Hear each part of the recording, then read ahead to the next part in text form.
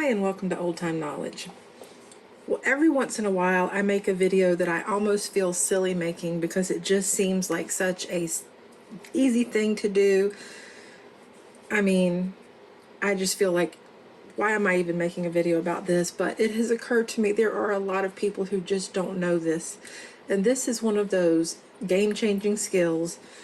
You don't need to buy refried beans in a can to have in your pantry, because making refried beans at home is the easiest thing in the world, and all you need are a few ingredients, some of which are completely optional. So the first thing is I have my skillet, which I'm turning on, and it's on, I've got it a little over medium right now. It's getting hot. I am going to be using some bacon grease, which I keep in my fridge. Yeah, you don't have to use bacon grease. The point is you want some kind of fat.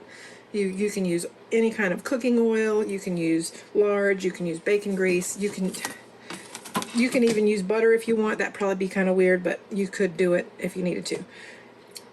Again, I use bacon grease. It's free because it comes off of bacon. When I cook bacon, I've got lots of grease. This gives a good flavor to the beans. You need beans. I have my home canned pinto beans, and in fact, just so you know, for those of you who regularly watch my channel, I canned these back in March with Dollar Tree lids, every single jar, processed just fine. It's sealed correctly, and we are now in June. It's almost 3 months later. The lids are still good, so I'm going to be using one of these. But you could use, a can of your favorite pinto beans from the store. Also, onion. You don't have to use onion. I like to use onion in mine. That's, sometimes if I don't have onion, which is rare, but if I don't, I can just use pinto beans, but I like to use onion. This is one from my garden. This is a really small one, but I pulled it, and I'm going to use this because you're not going to use like a big whole onion to make pinto beans. You're going to dice up a little bit of onion to put in there, and then, you can save the rest. But in this case, I'll probably use this whole onion because this is pretty small. So stick with me and we're going to get right to it. Alright, so first things first, I'm going to go ahead and cut up this onion.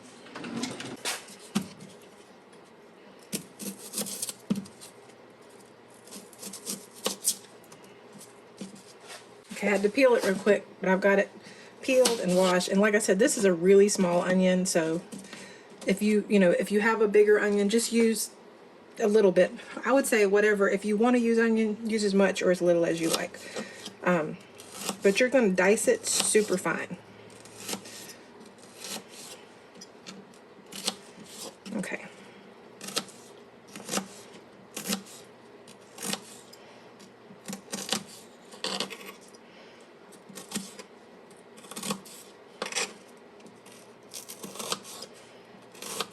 Meanwhile, I've got the skillet heating up.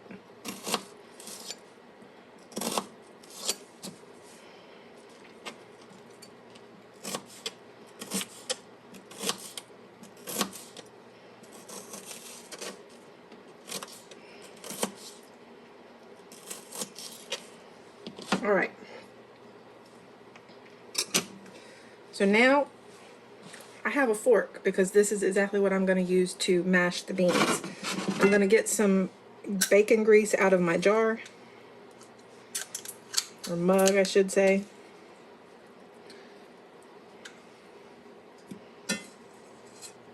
You don't need a whole lot. You can use as much or as little as you want. I wouldn't use a ton, but you definitely want enough that's going to coat the bottom of the pan. I'll just let that melt. Put the bacon grease up.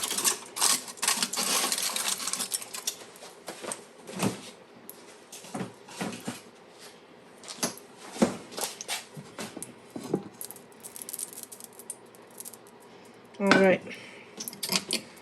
Now I'm going to get those onions going first.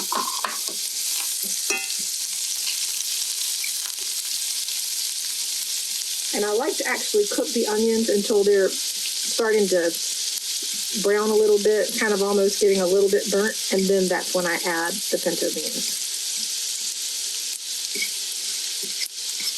And if you got your grease hot enough, it won't take long. Again, you don't have to use the onions. If you don't like onions, don't use them. You just really just need a can of pinto beans. My wonderful jar of pinto beans. Get it ready.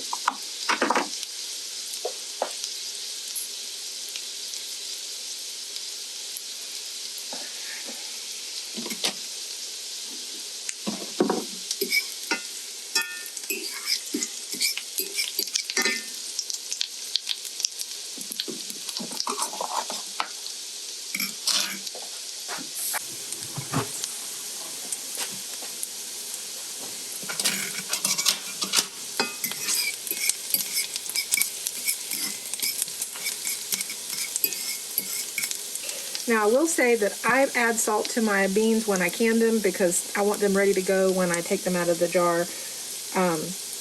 Hopefully you do the same if you can your own. If you buy them from the store, they're obviously already going to have salt. If you like your beans with different kinds of seasonings like cumin or oregano or garlic or anything, you're welcome to add that. But like I just like straight up pinto beans with a little bit of onion, and that's it. I don't, and just the salt that they were seasoned with when I canned them, because that to me is just the perfect pinto bean. They're the perfect refried bean. So see how these are starting to brown? They're just about ready for me to add the actual beans.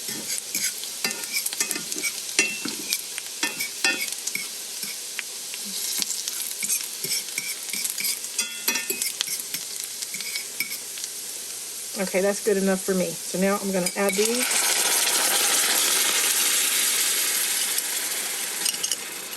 Also, I want you all to notice, these are not falling apart, okay? A lot of people like to rebel can beans because they say if you don't rebel can them, if you don't start with dry beans, your beans are going to be too mushy. No, they're not. That's nonsense. What actually happens is if you can them correctly and you don't can them from dry bean, your beans will go ahead and absorb the water they need before they process, which means they actually will end up a better quality. And you won't end up with a jar that has beans sticking out a whole lot above the liquid. So at this point, I'm just sort of stirring everything around, but then I'm just going to leave it until this starts to bubble a little bit, and then I will begin mashing the beans. So easy. And then that's it. That's literally all there is to making refried beans.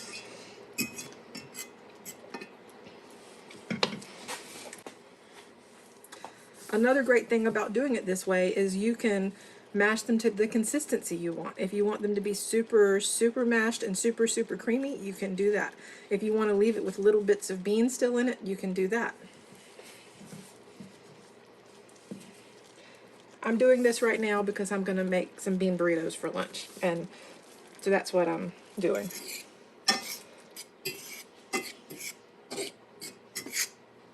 Okay. And you see it didn't take long for them to come to a super quick little boil. So this is the point where I'm just going to start using this and mashing them. Inevitably, there are going to be some of you in the comments who are going to tell me different kinds of tools I should probably use for mashing these. I actually do have a masher that I could use. In fact, I'll show it to you.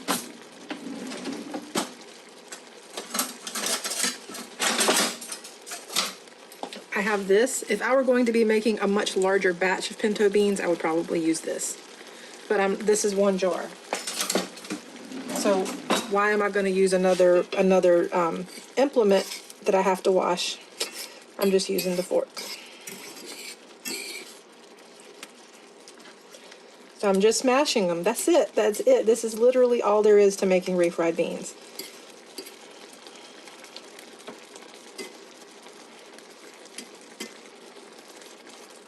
I've heard some people put their pinto beans in a blender to whirl them around and get them really pureed. I don't see why you need to do that, because first of all, I don't want liquid.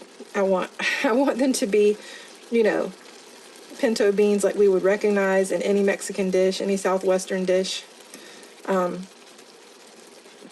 I mean, could this be any easier? I don't think so. Even if the grid was down, you'd have no problem making these, because you could just, you know, get an open flame going and do the very same thing I'm doing right now. bean burritos are definitely something that could be a delicious food made entirely from your pantry.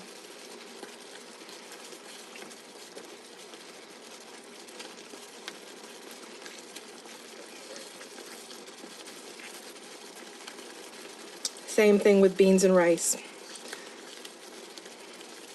I do have a video where I show how I make like Mexican style rice. I will link that in the description so you can see how I do that.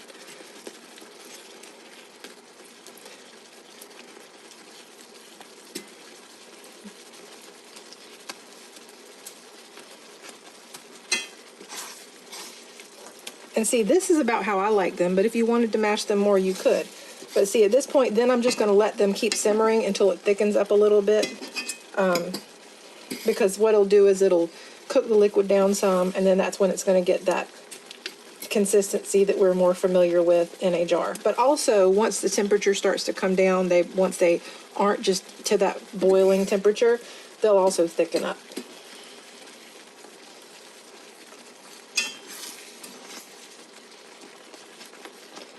Doesn't that look good, y'all?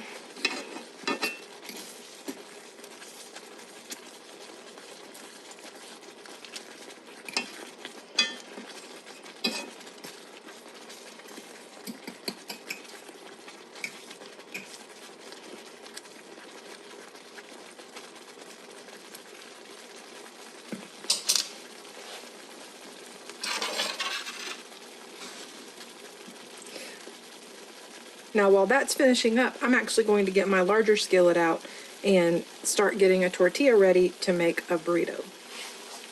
And I'm going to turn this down to low. All right, so I've got my big skillet out. I've turned the beans off, so they're just sort of resting. They're totally ready to go, just so you can see. See how nice and thick that is? That is perfect. Okay. So I've got my nice big flour tortillas, and I've got some Fiesta blend cheese. Let's see, can you see that? Yeah.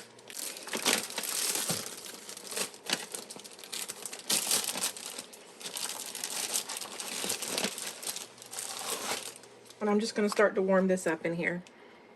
I know some people like to warm their tortillas in the microwave first, and you can do that, but it's just as quick and easy if I just warm it in the pan and then turn it over and then put the beans in, and then that's fine.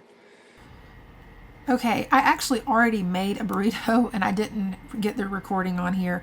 This is the second one I made. This is another tortilla. And I should mention that as the tortilla is warming and everything, the beans are cooling down. I turned the burner off and I let the beans cool down so they get a little bit, they thicken up a little bit more. As I mentioned earlier, when they cool down, they thicken up. So I'm just sprinkling a little cheese. You'll notice I sprinkle it a little bit to the edge, and the reason for that is because I'm going to start rolling it from the edge. I don't want to put everything in the middle because then it's hard to get everything rolled up nice and tight in the tortilla. So I'm getting the beans here, and I'm going to go ahead and put some on top, and you'll see how they've thickened up just in a few minutes since I made one burrito and now I'm making the second burrito. It's just thickened up. And that's just from the burner being off for just a few minutes. And to me, that looks just like what you get in a can, like a can of refried beans, except for you will see a little bit of bean in there, but I like that because I don't want it to be just a complete puree. So I'm folding it in on the sides. And, I know some people just sort of like to have them just sort of a little bit warm. They'll do them in the microwave or whatever. Not me. I like them toasty all over because then I actually like to dip them in sour cream and salsa. So I just have it right here, and I'm actually going to get some butter just because I like to take just a tiny bit of butter and go on the outside of the tortilla so that it helps it brown a little bit, and it just gives it a really good flavor. It just doesn't taste quite so dry on the outside. So that's what I'm doing here.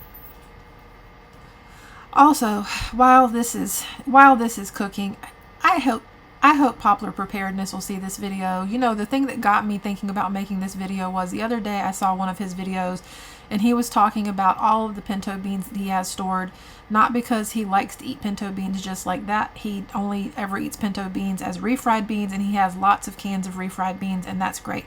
But I'm just thinking, oh buddy, if you've got a whole bunch of pinto beans though, there's no reason you can't be eating as many refried beans as you like, because they're so easy to make. So hopefully he'll see this video and he'll learn how to make some quick and easy refried beans, because there's nothing like it. You would not be able to get me to buy pre-canned refried beans in the store, because whether I'm using my own home canned beans or my favorite store-bought beans is Bush's. I like those to flavor the best of those. So anyway, if any of you watch Papa Preparedness or talk to him or whatever, tell him if he wants to learn how to make refried beans to watch this video, because this is exactly how to do it. And it's so easy, and hopefully it'll help him out as he's, you know, enjoying his preps. All right, so this is getting nice and toasty. I want it to get a little bit brown on all sides, so I'm going to speed this part up so you can see the process of that.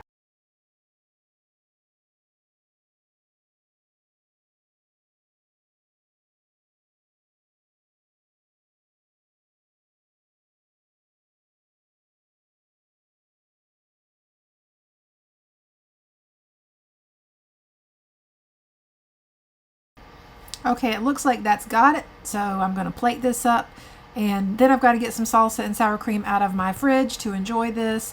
I hope you enjoyed this video. I hope you'll try making refried beans this way. Make a bean burrito if you like. Let me know what you think in the comments below.